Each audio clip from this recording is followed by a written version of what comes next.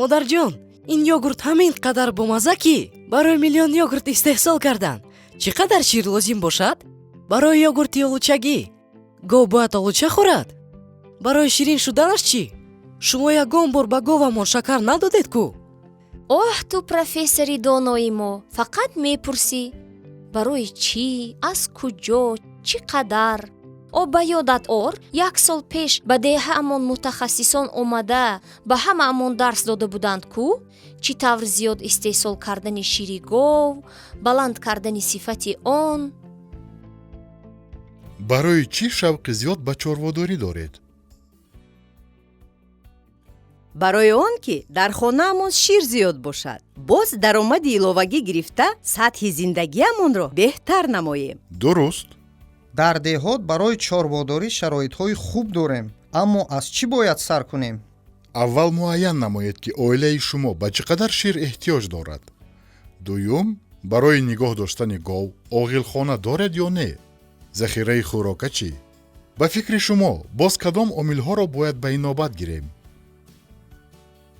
мавҷуд будани нуқтаи хизматрасонии байторӣ, зооинженерӣ, дорухонаи байторӣ.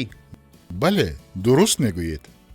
барои истеҳсоли шир кадом зоти чорворо харидорӣ намоем? дар тоҷикистон говҳои ширӣ, ширию гӯштӣ ва гӯштӣ парвариш менамоянд. говҳои маҳаллии худамон чӣ? дар шароити хона говҳои ҷинси тоҷикии шветсузебумонандро парвариш кардан беҳтар аст, аммо дар ҳолати ташкили шароити парвариши муносиб нигоҳ доштани говҳои ҷинси тоҷикии сиёҳалоро тавсия медиҳем. барои баланд бардоштани маҳсулнокии шири говамон чӣ маслиҳат медиҳед? гов аз вақти тавлиди гӯсолааш то 305 рӯзи дигар ширро истеҳсол менамояд. барои ширнок гардонидан ба нигоҳубин ва хӯронидани он аҳамият диҳед. говро 2 карат ҷӯшед. онро баъди 60-70 рӯзи зоиши гӯсолааш бордор кунед. сарчашмаи шир алафҳои гуногуни хӯроки чорво ба шумор меравад, хусусан алафҳои чарогоҳӣ. барои зимистонгузаронии чорво захираи хӯроки лозимаро доштан зарур аст. барои истеҳсоли шири бисёр, таъмини гов бо хӯрокаҳои гуногуни сабз ва дурушт, сершираю серғизо, моддаҳои маъданӣ зарур мебошад. говро дар як шабонарӯз 3 карат хӯронед. ба обдиҳӣ аҳамият диҳед.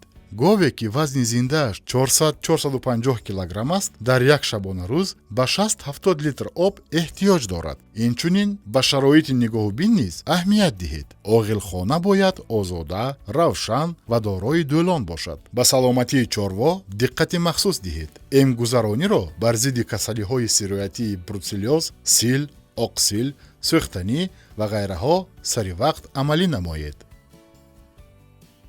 парвариши ғуноҷинҳои таъмириро ба эътибор гиред. агар дар хонаводаҳои мо шир аз эҳтиёҷ зиёд шавад, мо чӣ кор мекунем? метавонед ширро коркард кунед ё фурӯшед. ба ёдам расид, барои аз гов шири зиёди босифат гирифтан шароити хуби нигоҳубин ва хӯрокаро муҳайё кардан лозим. бо об мунтазам таъмин кардан лозим. ба зоти чорво аҳамият додан лозим. тартиби хӯронидан ва ҷӯшидани говро риоя кардан лозим. эмгузарониро фаромӯш кардан лозим нест. ана ту рафт доно ча шуда истодаӣ? барои он ки ман маҳсулоти ширӣ рангоранг мехӯрам.